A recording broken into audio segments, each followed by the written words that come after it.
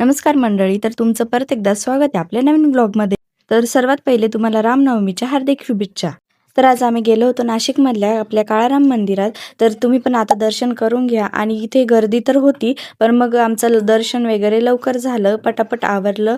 आणि मग आम्ही जात होतो. मग विदेशला काहीतरी घ्यायचं होतं, मग त्याचं चाललं होतं हे घ्यायचं ते घ्यायचं. मग शेवटी त्यांनी दुर्बीण घेतली आणि मग नंतर आम्ही महादेवाच्या मंदिरात गेलो.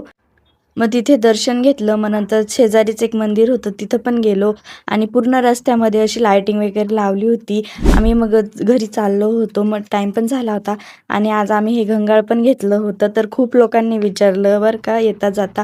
मग संध्याकाळ झाली, मग रिक्षाने आम्ही घरी जायला निघालो.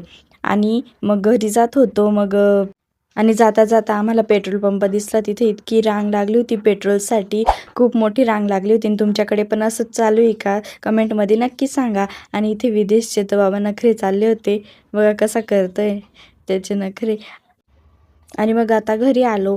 आणि छकुली आज आली नव्हती, मम्मी आणि मी आम्ही दोघीच गेलो होतो. ती घरीच होती. मग घरी आलो. तर मग आजसाठी एवढंच. भेटूया नेक्स्ट व्लॉगमध्ये. तोपर्यंत बाय बाय.